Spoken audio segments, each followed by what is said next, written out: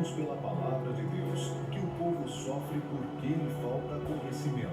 Pedimos que você preste atenção ao que o Espírito Santo lhe revelará dentro da palavra de Deus. Dividimos o curso Fé em módulos, e cada módulo se divide em lições, nas quais o missionário R.R. Soares exporá as verdades eternas na sua profundidade, mas com uma simplicidade tão grande que todos poderão entender. Vamos ao curso Fé. Oh, aleluia, que prazer, que privilégio estar de volta aqui ao curso Fé. Eu me sinto uma pessoa verdadeiramente feliz por poder participar desse trabalho que Deus está fazendo sobre a face da terra, em que milhares de pessoas estão conhecendo o Senhor como Ele é. Deus poderoso, Deus forte, Deus santo, Deus que não nega a sua palavra e que, ao contrário, responde às orações e abençoa o seu povo. Eu acredito que vamos ter mais uma boa lição hoje. Eu acredito que a mão de Deus, que nunca falhou, que jamais perdeu uma batalha, ela haverá de se estender e de fazer grandes maravilhas em nosso meio. Nós estamos no nosso curso Fé estudando sobre os nomes redentores de Deus, Jeová Rafá, e nós estamos assim, desviamos um pouquinho, né, do assunto em si, que ele é o Senhor médico, e estudando até todos os nomes dele. É a aliança que ele fez, que incluía a cura, a proteção para os filhos de Israel. Está lá em Êxodo, capítulo 23, no versículo 20 e 21, onde nós já estamos agarrados aqui estudando, diz assim: eis que eu envio um anjo diante de ti, para que te guarde neste caminho e te leve ao lugar que te tenho aparelhado. Guarda-te diante dele e ouve a sua voz, e não o provoques a ira, porque não perdoará a vossa rebelião, porque o meu nome está nele. Então nós estamos vendo aqui que os filhos de Israel não podiam provocar o anjo de Deus a ira. Imagine você que ele era um anjo, mas ele tinha a missão de Deus, de levar o povo de Deus aonde Deus havia dito que levaria e de guardar esse povo. Mas ele ficaria irado. Ele não suportaria se os filhos de Israel deixassem de ouvir a sua voz, deixassem de se guardar diante dele. Eles então permitiriam que o diabo atingisse eles, e o anjo ficaria muito irado. Como é que você se sentiria se você precisasse de um emprego e recebesse a missão de levar 2 crianças à escola todo dia e trazê-las para casa,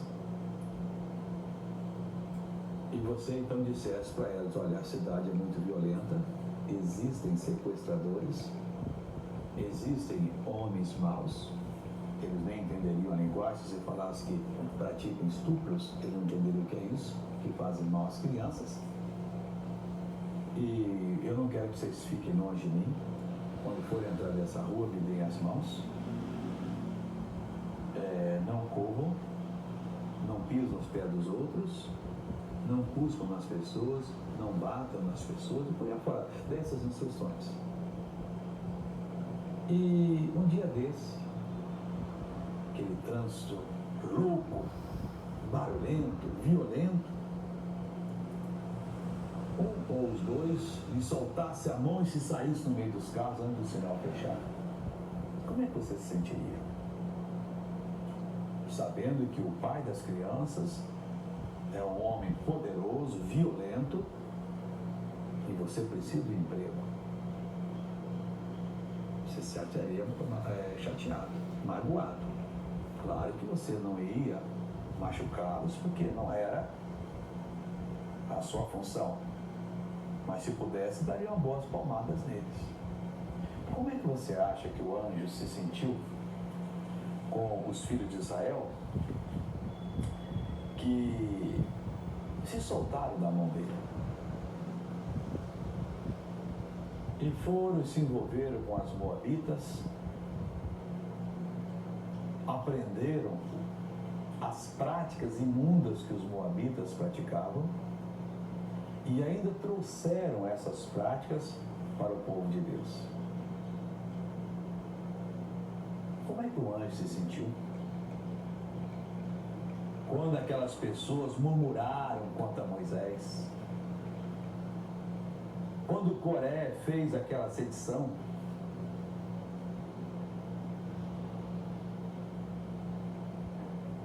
Quando o outro cidadão foi e escondeu debaixo da tenda aquela cunha de ouro, a capa babilônica? Como é que o anjo se sentiu? Arrasado. Isso está aqui no livro de Josué, capítulo 7. Um dos casos mais tristes que aconteceu foi o seguinte: Josué, já falamos aqui, ele conseguiu levar o povo de Deus a atravessar o Jordão e a vencer Jericó, pelo poder de Deus. Mão desarmada, venceram, uma cidade muito bem armada e tal. Aí tinha uma cidade mais na frente que se chamava Ai. E essa cidade, eles teriam que ir agora e vencer. Mas é cidade pequena. Está aqui no capítulo 7. E prevaricaram os filhos de Israel no anátema. Porque Acã, Josué 7, filho de Carme, filho de Zabde, filho de Zerá, da tribo de Judá, tomou do anátema, e a ira do Senhor se acendeu contra os filhos de Israel. Quer ver, agora é provocação. Deus havia dito o seguinte: olha, vocês vão entrar em Jericó e destruam tudo, não peguem nada. Eu sou a riqueza, a proteção de vocês. Esse cidadão Acã, quando ele estava destruindo, como todo mundo está fazendo, caiu diante dele uma cunha de ouro, uma boa capa babilônica. Olhou, ninguém estava vendo, juntou e foi debaixo da roupa, foi na sua tenda, cavou, escondeu, jogou terra por cima e tal, e ficou tranquilo. Que o Senhor Deus havia dito: guarda-te diante dele, o anjo estava ali. Porque Israel, de mão desarmada, não venceria o pessoal de Jericó. Não tinha condição. Como é que eles iam vencer aquela cidade fortemente armada? Então o anjo estava fazendo a obra. E o anjo viu. O Espírito Santo está fazendo a obra. E o Espírito Santo de Deus diz que nós devemos ser honestos, que nós devemos ser santos, que nós não devemos nos envolver no pecado. Mas os Acãs modernos, ninguém está sabendo. Uma cervejinha, piscadinha de olho, um pouquinho do filme pornográfico, um errozinho na conta, e não sei lá mais o que, ou sei lá mais o que, tal. O Espírito de Deus está vendo. Mas não é só o Espírito de Deus que está vendo. O demônio que está tentando vai reivindicar aquela pessoa diante de Deus. Foi o que aconteceu com o Jó. Jó era um homem reto, íntegro, um homem temente a Deus, que aparentemente não tinha defeitos, mas ele tinha um temor que Deus não fosse suficientemente forte para o guardar. E aquele pecado fez com que Deus permitisse, teve que permitir. Ele provocou Deus a ir nesse ponto. O diabo então entrou na vida de Jó. E entrou para quê? Ei, Jó, como é que vai? Você é demais, você é de Deus? Não. Acabou com os bens, matou os filhos de Jó, e acabou com a saúde dele. Meu irmão, nós estamos mais do que orientados por Deus, exortados. Isso pode ocorrer com a gente, isso está ocorrendo, isso está destruindo, mas nós não acordamos, não abrimos os olhos, continuamos estupidamente de olhos fechados. Ah, meu Deus, e agora? E agora o quê? O diabo acabando. O Acã vai e faz aquilo ali. Os Acã modernos, olha, eu vou disfarçar-me, vou pôr um bigode, um chapéu, e você se disfarça um pouco, e vão para aquele motel, damos uma desculpa, sei lá, mas quem vai fora vai. E ninguém fica sabendo da coisa. Às vezes a coisa dura um tempo. O Acã que colocou, ninguém falou nada, dia seguinte ninguém falou nada. Tudo bem. Quando eu tiver a oportunidade, eu sou mais rico do que eles, porque ninguém ali tinha quase nada mais. Ninguém ali tinha, afinal de contas, que saiu do Egito, já tinham morrido todo mundo. Daquela turma de homens do Egito, de 20 anos para cima, morreu todo, só ficou Josué e o Caleb.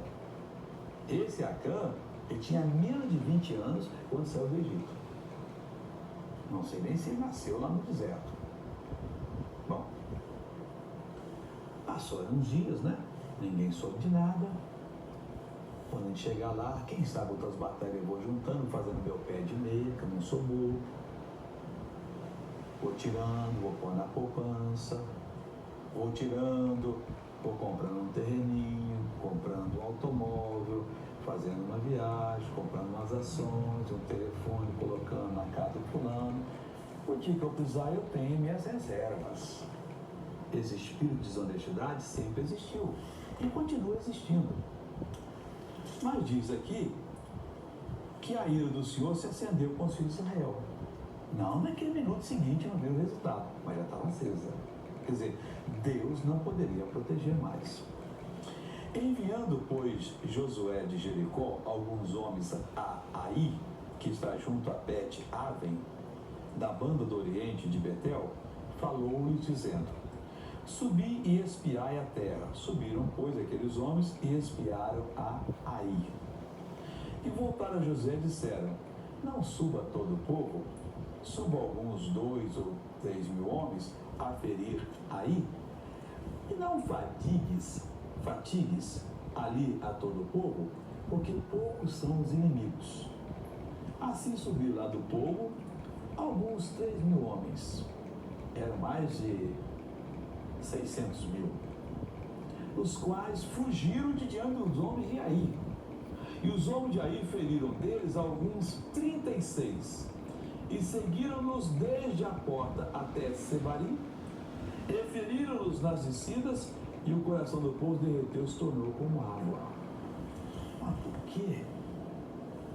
O Josué, apressadamente, então Josué rasgou as suas vestes e se prostrou em terra sobre o seu rosto, perante a arca do Senhor até a tarde, ele e os anciãos de Israel, e deitaram pó sobre as suas cabeças. E disse Josué: ah, Senhor Jeová, por que com efeito fizeste passar este povo Jordão para nos dar nas mãos dos amorreus, para nos fazerem perecer? Tomara nos contentáramos com ficarmos da além do Jordão. Ah, Senhor, que direi, pois? Israel virou as costas diante dos seus inimigos.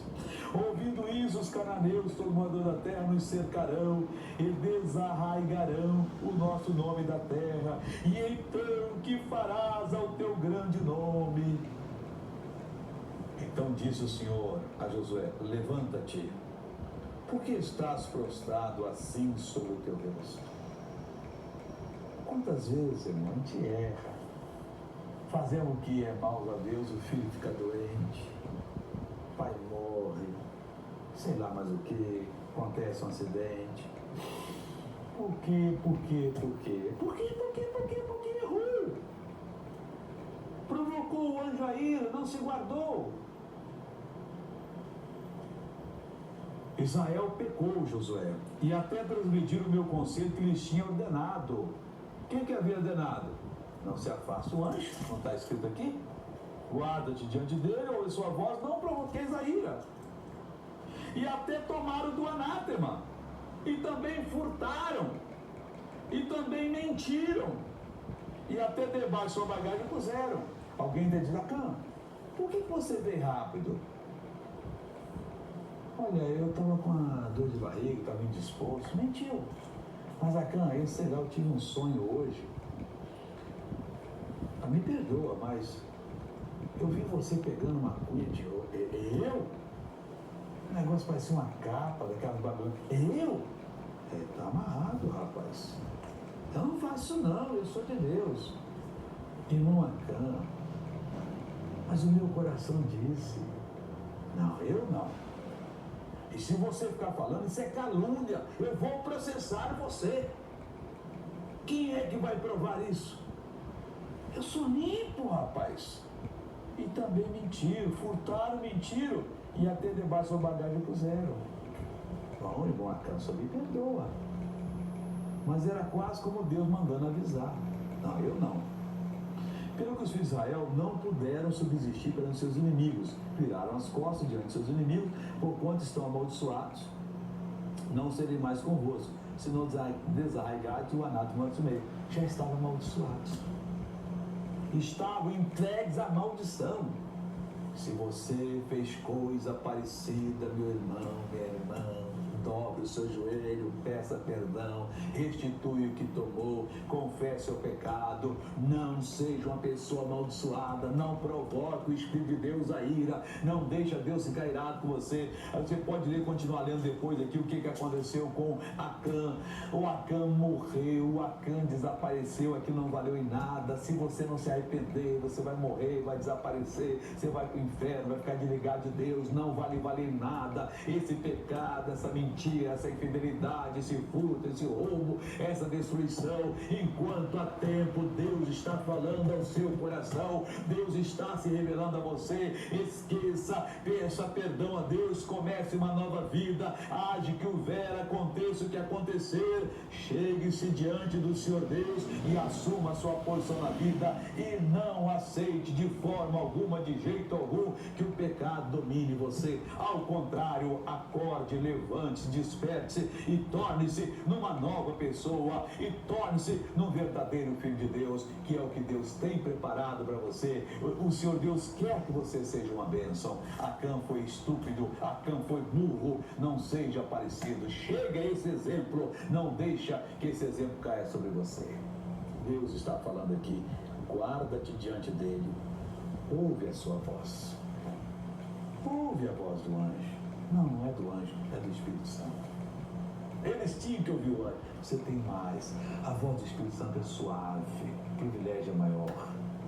Ele é mais misericordioso. Ele está pedindo a você, convidando você, venha para a liberdade. Passemos para outra subseção.